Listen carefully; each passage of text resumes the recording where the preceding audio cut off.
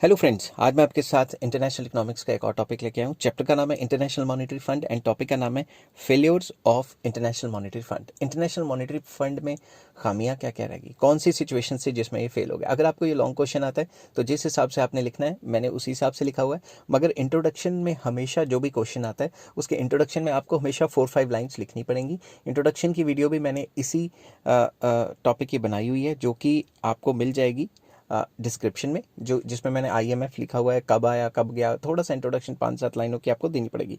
ठीक है, चलिए शुरू करते हैं without wasting any time.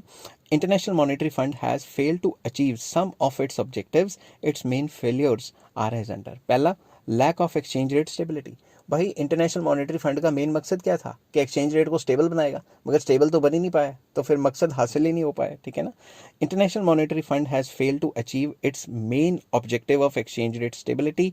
It succeeded till 1991, क्यों 1971 के बाद जब फ्लेक्सिबल एक्सचेंज रेट आया, ठीक है, तो कहानी खत्म होगी। तो फिक्स एक्सचेंज रेट तक तो सही चल रहा था, there after it become variable once again, तो एक्सचेंज रेट में फ्लेक्सिबिलिटी हो गई, तो डिमांड सप्लाई के ऊपर डिपेंड हो गया, तो हर 2 मिनट के बाद उथल पुथल होता रहता है, तो एक्सचेंज रेट स्टेबिलिटी तो नहीं रही। Lack of stability in the exchange rate is the major failure of the fund. तो इंटरनेशनल मॉनेटरी फंड का जो सबसे मेन जो फेलियर माना जाता है वो है कि मकसद क्या था इनका, एक्सचेंज रेट में स्टेबिलिटी रखेंगे, मगर एक्सचेंज रेट में स्टेबिलिटी होती नहीं, हो नहीं पाती। ठीक है। सेकंड आ जाता है lack of stability in the prices of gold. Gold के प्राइसेस भी स्टेबल रखने की बात की थी, मगर गोल्ड के प्राइसेस भी ऊपर नीचे होते रहते हैं। ठीक है ना। अभी मैं कल परसों देख रहा था गोल्ड के प्राइसेस में 1000 रुपये का ऊपर नीचे आया हुआ है। आफ्टर ऑल कई फैक्टर्स रिस्पॉन्सिबल होते हैं, मगर फिर भी चलो बुराई करनी है तो कर ही सकते हैं। स्ट्रेन बेसिकली जो IMF है उसने स्ट्रेनस एफर्ट्स लगाए हैं, स्ट्रेनस मतलब बहुत ज़्यादा एफर्ट्स लगाए थे, were made by the fund to bring stability in the price of gold, but it failed miserably। जो भी एफर्ट लगाए थे वो सारे के सारे फेल हो गए। Up to 1971 the price of gold was kept stable at $35 per ounce, but thereafter it could not remain stable and rose more than $1700 per ounce। तो एक्सचेंज रेट इतना अनस्टेबल है कि ये ऊपर नीचे होता जा रहा है due to rate of gold, क्योंकि गोल्ड ही तो मेन वैल्यू है ना, समझ के बात। तो गोल्ड की करेंसी को भी हैंडल नहीं, गोल्ड की जो प्राइस थी उसको भी हैंडल नहीं कर पाए। थर्ड पॉइंट आ जाता है inability to remove exchange control. इसका मेन मकसद था कि जिन जिन कंट्री ने अपनी करेंसी पर रेस्ट्रिक्शंस लगाई हुई हैं, अपने एक्सचेंज रेट को खुद कंट्रोल करते हैं, उसको रिमूव करेंगे, मगर आज तक नहीं कर पाए। अभी भी कई कंट्रीज लाइक चाइना वगैरह वो अपने एक्सचेंज रेट को खुद मैनिपुलेट करते हैं। ठीक है ना। The fund has failed to remove the restrictions on foreign trade and control on foreign exchange. Many of the countries of the world have resorted to the policy of protection। कई countries ने policy of protection लगाई हुई है, जिसके under वो अपनी country की currency को कंट्रोल करके अपने एक्सपोर्ट और इंपोर्ट को कंट्रोल करने की कोशिश करते हैं। जैसे चाइना हर तीसरे दिन अपनी करेंसी को डिवैल्यू कर देता है ताकि उसके एक्सपोर्ट बढ़ जाए, समझ के बात, और बाहर से उसे सामान उसके लोग हैं जो सिटीजन्स ऑफ चाइना है वो बाहर से सामान ना खरीदें तो अपनी करेंसी को डिवैल्यू करता रहता है। ठीक है ना।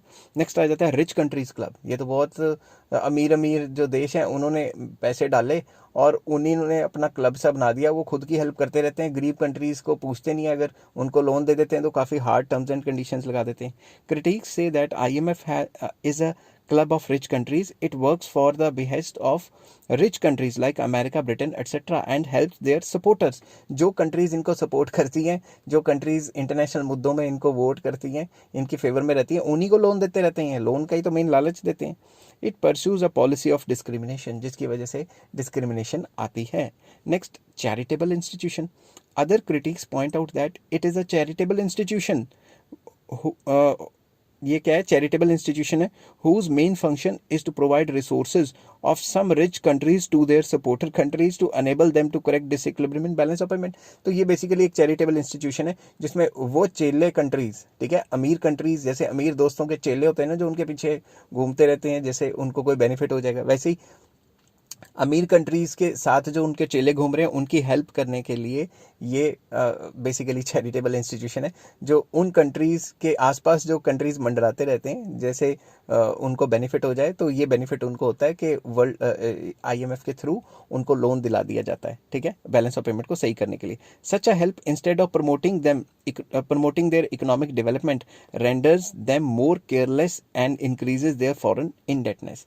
तो ऐसी सिचुएशन में वो कंट्रीज जिन्होंने लोन लिया है चमचागिरी करके अमीर कंट्रीज़ की, उनके लिए ख़राब है, क्योंकि बजाय इसके कि वो अपने पैरों पे खड़े हों, वो लोन पे डिपेंड हो जाते हैं और डेट ट्रैप में फंस जाते हैं।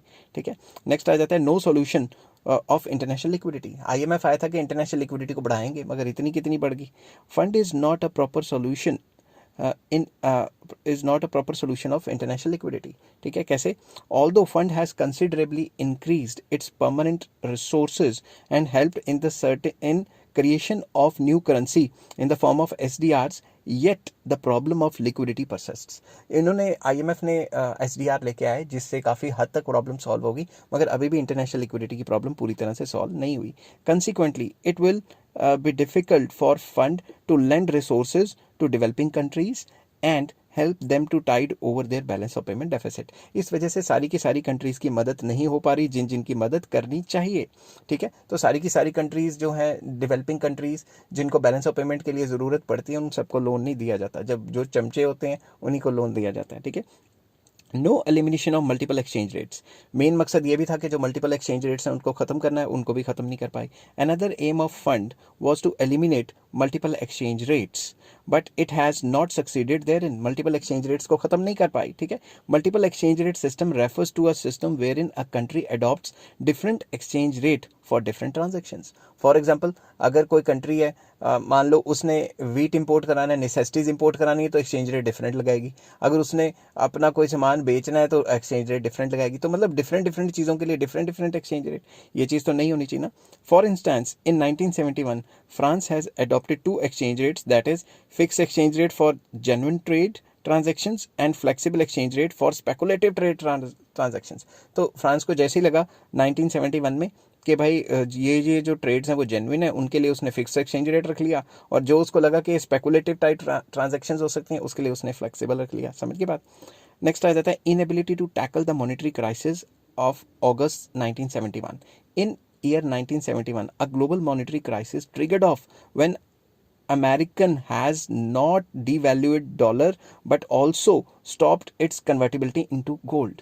मतलब अमेरिका ने सिर्फ गोल्ड डॉलर को डीवैल्यू ही नहीं किया, मतलब डॉलर को तो डीवैल्यू किया ही था, और अपनी जो कन्वर्टिबिलिटी है गोल्ड के अंदर उसको भी स्टॉप कर दिया। तो पूरे वर्ल्ड में घमासान फैल गया। ठीक है, the fund fail to resolve this crisis. IMF की वजह से ये क्राइसिस सॉल्व होने चाहिए थे, नहीं हो पाए। Rather due to this crisis fund had to bid goodbye to the gold standard system and fixed exchange rate। बल्कि इसकी वजह से, अमेरिका की वजह से, कि उसने अपने जो है गोल्ड के स्टैंडर्ड के साथ जो सेट किया होता था उसको ख़त्म कर दिया और अपनी करेंसी को डीवैल्यू कर दिया। इस चक्कर में फिक्स एक्सचेंज रेट को ओके बाय बाय कहना पड़ा। ठीक है, it was biggest failure of the fund. ये फंड का जो था बिगेस्ट फेलियर था कि वो मॉनेटरी क्राइसिस ऑफ 1971 को नहीं हैंडल कर पाए। ठीक है, इस क्राइसिस को हैंडल करना चाहिए था।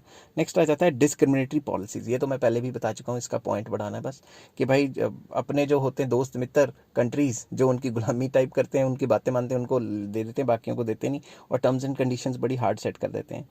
The major cause of criticism of the fund is its discriminatory policies in favor of developed countries and against developing countries। developing countries के खिलाफ इनकी है, जैसे US and other developed countries dominated the fund although the majority of its members are developing countries। US and दो चार और countries हैं वो डोमिनेट करती हैं, बाकी इनके मेंबर देखा जाए तो जो इनके मेंबर होते हैं ज़्यादातर वो developing and under developed countries ही हैं। Generally a rigid attitude regarding the grant of loans to developing countries is adopted by the developed countries, especially by United States। तो यूनाइटेड स्टेट्स डोमिनेट करता है और वो जो डेवलपिंग कंट्रीज़ को loan देता है तो काफ़ी रिजिड एटीट्यूड है, हर एक को लोन नहीं देता, जो USA की बात मानेगा उसी को लोन दिया जाएगा। ठीक है, it is clear from the above factors that IMF has largely failed to achieve its objectives। No wonder many countries are insisting on its reorganization। तो कई कंट्रीज़ कहती हैं कि भाई इसको अब रीऑर्गेनाइज करना चाहिए। जो कई फ्यू कंट्रीज़ हैं जिनकी डोमिनेशन बहुत ज़्यादा है, इनकी डोमिनेशंस को कम कर दो। ठीक है, आई होप ये वीडियो आपको पसंद आई होगी। अगर पसंद आती है तो please like share and subscribe. इस चैप्टर के सारे शॉर्ट क्वेश्चन के और लॉन्ग क्वेश्चन के लिंक्स आपको डिस्क्रिप्शन में मिल जाएंगे। Take care, bye bye.